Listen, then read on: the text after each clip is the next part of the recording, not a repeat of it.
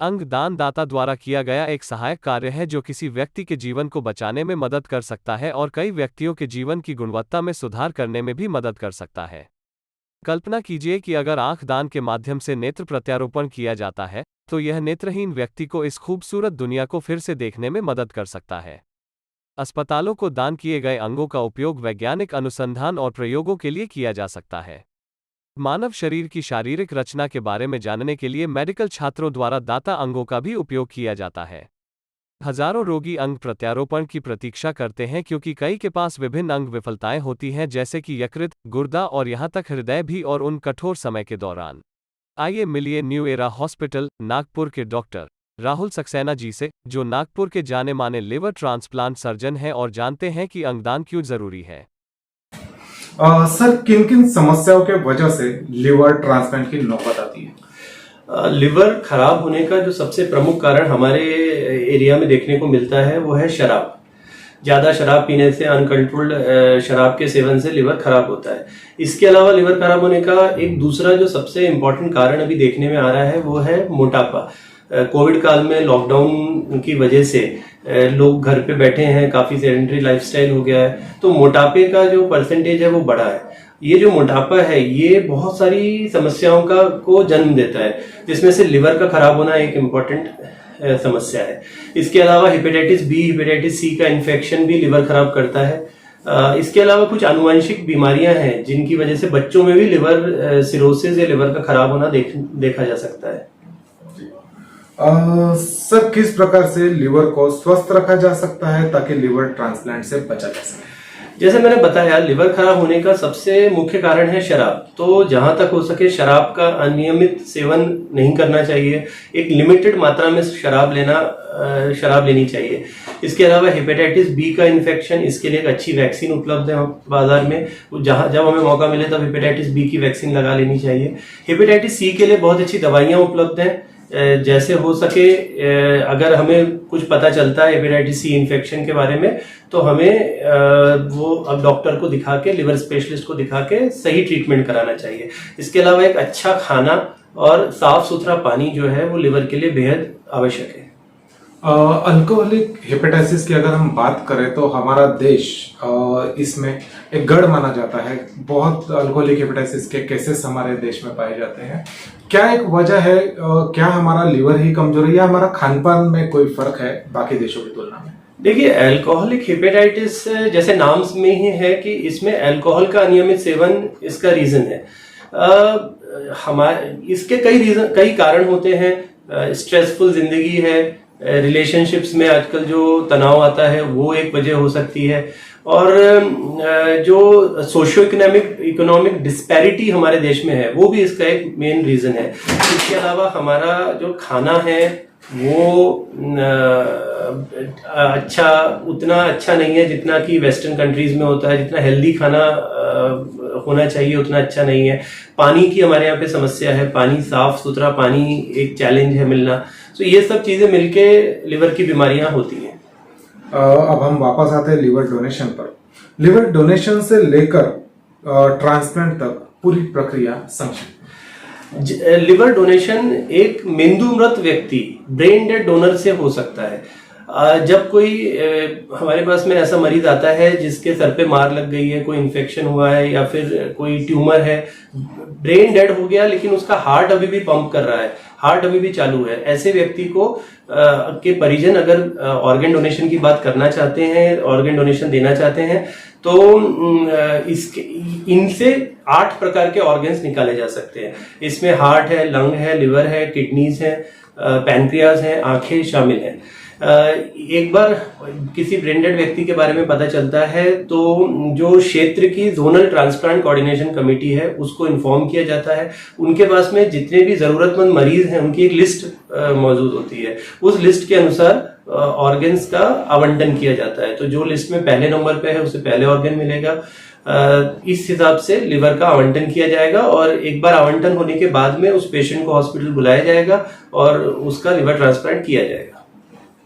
Sir liver transplant के लिए specific hospital कोई डिसाइडेड होता है या पेशेंट किसी भी हॉस्पिटल में अपना वो इलाज करवा सकता है? देखिए, लिवर ट्रांसप्लांट एक बहुत ही मेजर सर्जरी है, एक बड़ा ऑपरेशन है। गवर्नमेंट इसकी इजाजत हर हॉस्पिटल को नहीं देती है। लिवर ट्रांसप्लांट के लिए गवर्नमेंट से स्पेशल लाइसेंस लेना पड़ता है, जिसके लिए आपको अपने यहाँ की सारी सुविधाएं, सारे फैसिलिटीज, इंफ्रास्ट्रक्चर सब गवर्नमेंट को दिखाना पड़ता है। सो उसके बाद आपको लाइसेंस मिलता है। जो लाइसेंस्ड हॉस्पिटल्स हैं सिर्फ उन्हीं में ट्रांसप्लांट हो पाएगा। सर ऑर्गन ट्रांसप्लांट की अगर हम बात करें तो ऑर्गन ट्रांसप्लांट को लेकर किन किन कानूनी प्रक्रिया से दोनों पक्षों को गुजरना? देखिए, डोनर के लिए ऑर्गन डोनेशन करने की प्रक्रिया जो है वो स्ट्रेट फॉरवर्ड है, सिंपल है। सिर्फ अगर कोई एक्सीडेंट का केस है तो उसको मेडिको लीगल पोस्टमार्टम करने की जरूरत होती है, बाकी उसे किसी तरह की कानूनी प्रक्रिया से नहीं गुजरना पड़ेगा। पेशेंट जो पेशेंट्स हैं हमारे पास में, उनको अपना नाम, जैसे मैंने बताया कि क्षेत्र की कमेटी के पास में रजिस्टर कराना होता है। जब ऑर्गन मिलेगा तब उनका ट्रांसप्लांट किया जाएगा।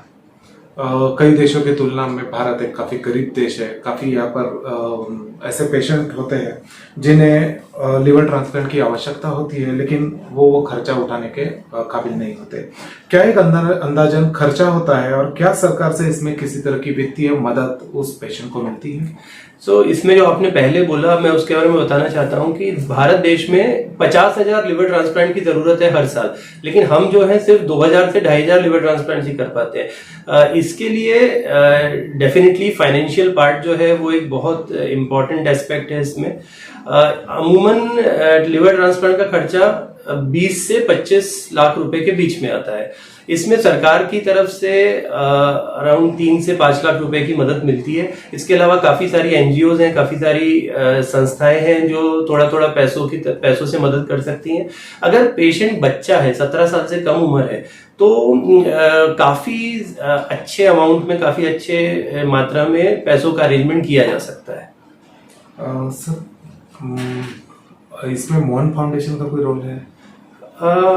लेना चाहिए? मोहन फाउंडेशन का ले सकते हैं, बट वो एनजीओ है, उसके बारे में बता सकते हैं जी। आप जुड़े हैं? नहीं, मैं नहीं हूँ उससे जुड़ा। नहीं रहते? ठीक है। आज जैसे कि वर्ल्ड ऑर्गन डोनेशन डे है, उस उपलक्ष्य में जो जनता, जो देशवासी आपको देख रहे हैं, उन्हें क्या एक संदेश आप दें? देखिए, ऑर्गन डोनेशन करना ये सबसे बड़ा सेल्फलेस एक्ट है, और किसी को जिंदगी देना इससे ज्यादा अच्छा, इससे ज्यादा बेहतर चीज और कोई नहीं हो सकती। अगर हम अपनी जीवित अवस्था में किसी की मदद कर पाते हैं तो इसे सबसे अच्छा काम माना गया है।